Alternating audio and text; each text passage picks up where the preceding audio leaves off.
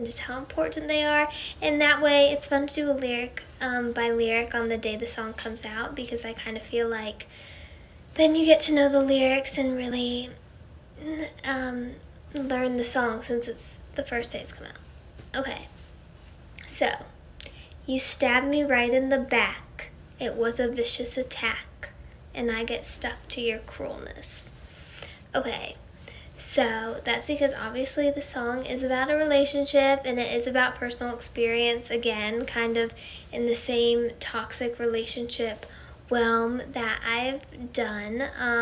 And basically the person kind of did stab me in the back a little bit. It was kind of similar to what happened in Pretend, where I was just betrayed. Sad. Why are all my songs about being betrayed? I guess it's just like it's hard. It's, for me, I think some people go to write when they're happy, where I go to write like when something bad happens, so then like my songs are like this.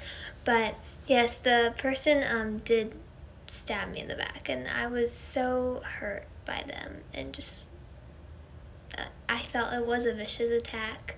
And yeah, and I wanted to say stuck to your coolness, because it was just kind of about being stuck to somebody when they're mean to you, and just having it affect you and having their hatred affect you, which is really sad because you don't want to do that, but it happens.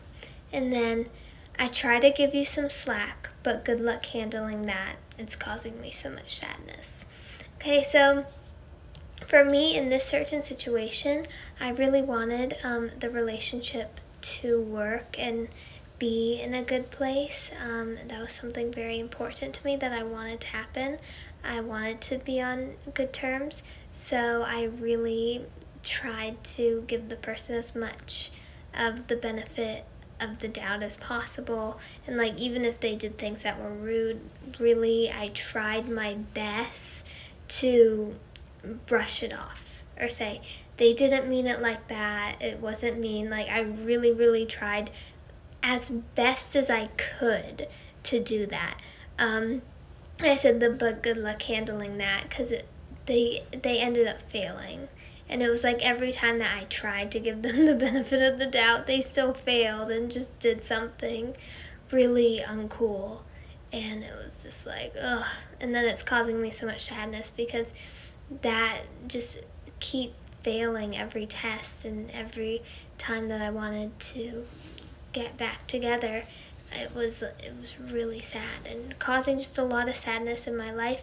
And it was annoying, because I felt like it was sadness that didn't need to be there, or problems in the relationship that didn't need to be there and that shouldn't have been there. But you know how it is, relationships get so complicated, and it's like it should just be so easy. It's just like two human beings, like, just get along, you know. But things get really complicated and really hard, and that's really what healthy is about. Healthy is about just the whole relationship being so complicated, and it being so complicated that it's, you know, it's not healthy. Because if it was healthy, it would be easier, and if it was, and it wouldn't be this hard. And it's basically like, because this relationship is so hard and just crazy and emotionally draining, it's not healthy, and it never will be healthy. But anyways, I'm getting ahead of myself. Pre-chorus is, who's the victim, who's the villain, hiding under a spell? Who is twisted, who is willing? Sometimes I can't tell. So it's really weird, because obviously, like, the way relationships are portrayed is, it's like usually or like in movies and TV and stuff, it's like there's a bad person and there's a good person, there's a villain, there's a victim. And it was the type of thing where, like, obviously in this situation, both of the people in this relationship, I mean myself included and the other person, have very two different perspectives on what happened. Where obviously, like, I thought, like, well, they've done all this stuff to me and they've done all this stuff to me. But I was working so hard on trying to make the relationship work that it's like, well, I'm sure I've done some stuff too. And, like, am I wrong? And it was, like, kind of questioning myself, like, wait, am I the bad person here? Or are they the bad person? Or are we both not doing good? Or like, why isn't this working? And just the confusion of the relationship, and just the relationship being so much harder than it ever should be, because it shouldn't be that difficult, but it was, and it was a lot, and I just couldn't even tell what was happening, because it's also like when somebody plays mind games with you, and it's like they've done all this stuff to you, but then they're like, oh, it came from a good place, and you're like so confused, and you're I don't know, but then that was still mean, but it can't, it's a lot. Okay, so chorus. There's way too much confusion here beyond a simple truth. There's more to love than hope and fear that I don't see in you. So that kind of goes back to the same point, where it's just, this relationship is way too confusing, and it's simple. The truth is simple, and it should not be this hard, but it is. And basically saying there's more to love than hope and fear that I don't see in you, which is basically saying that this relationship isn't love, because love is healthy, and love is more than hope and fear. And basically with the hope and fear, I meant that hope to be like, it's kind of like that honeymoon love where you really love the person, and then the fear is obviously like the unhealthy part, but there's so much more to love than that.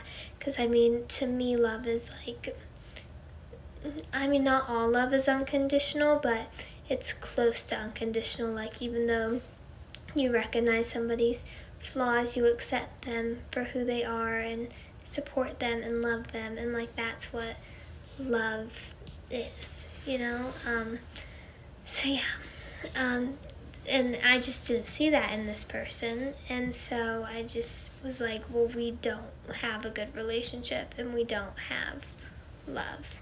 So yeah. And then, I gave you every single tear till there was nothing left to lose. Now I finally see this will never be healthy. So basically it was like, yeah, I've given so much energy to this relationship, so many tears, so much sadness, so much overanalyzing, so much thinking, more than I ever probably should, and just, I'm done. This is not gonna work. This isn't gonna be healthy. Irreconcilable differences. It's just, I give up. I can't do this anymore, basically. And it just will never be a healthy relationship. So let's go to verse 2. You took advantage of me so far that I couldn't see I needed more than a stand-in. This is one of my favorite verses. I really hope you like it too. So I did feel very taken advantage by this person, and basically what I mean when I say more than a stand-in is it wasn't a real relationship. Like, it was very one-sided, and the person wasn't there for me at all, and really was just a stand-in, and just the relationship was very superficial and very fake. Like, they never asked about how I was, cared about how I was, wanted to know about me, hear about my life, cared about me at all if anything happened, and just kind of used me for their own entertainment, it felt like, if that makes sense. And so basically it's just saying it was just a stand-in, and you kind of just took advantage of me to entertain you, and so you would have somebody to hang out with, but like didn't really care about building a true relationship. And yeah, need more than a stand-in. Then what's, oh yes, the next one is, now that the damage is done, it feels like nobody's won. At least I'm living in my own skin. Yeah, it's basically just saying nobody's won, because I don't think anybody did win, and if anything, I think it was just a sad situation where it's not like, yeah, it's just sad and nobody's won, and everything's been done and you can't undo it.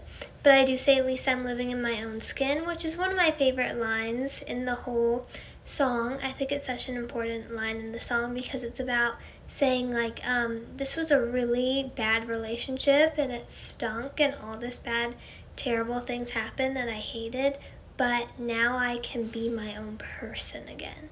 And like that's kind of like finding the happiness of once you leave that toxic relationship or that bad relationship of being like, I have my person back again. Like I can be myself and not have to worry about what somebody else thinks or what somebody else thinks is good enough or